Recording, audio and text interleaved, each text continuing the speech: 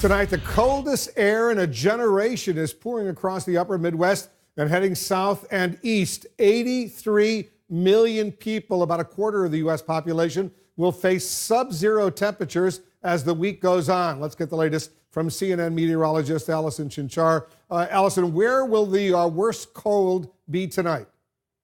It's going to be mainly focused across areas of the Midwest, just what you talked about. Here's a look at our current temperatures and current wind chills. Keep in mind, these numbers are only going to keep dropping. Minneapolis right now, the temperature is minus 15. The feels like temperature is minus 44. Chicago, the temperature is 2, but it feels like it's minus 19. That frigid air is going to continue to push south and east over the next 48 hours, allowing more people to really get in on some of that cold air. You're talking about potentially 15 cities with record lows tomorrow morning. That expands into over 20 cities once we get to Thursday morning. Now, again, here's a look at where you have the wind chills. We're talking wind chills of minus 30 to minus 60. Keep in mind, Grand Forks has already recorded a wind chill reading of minus 61 already. And you have to understand that those temperatures are just going to go down over the next 24 to 48 hours.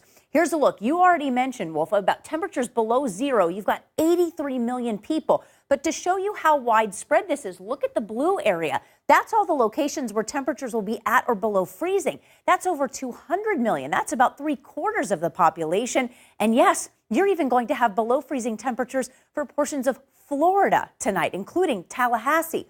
But it's the long term. Look at Minneapolis, for example. Tomorrow morning's low, minus 26. Thursday morning's low, minus 31. Chicago, very similar, both in the minus 23 to 25 range over the next couple of days. That feels like temperature is so important because when we get to those numbers of minus 30, minus 40, frostbite can set in as little as 5 minutes. Again, that's why a lot of these schools up there have been closing, not so much for the snow. It's because they don't want those kids standing out at those bus stops, Wolf, for 10, 20 minutes when that frostbite could set in before that time. Yeah, it's a serious situation even here in Washington. The federal government has told workers they can leave 2 hours early today because it's going to get really, really cold here in the nation's capital as well. Allison Chinchar, thank you very, very much.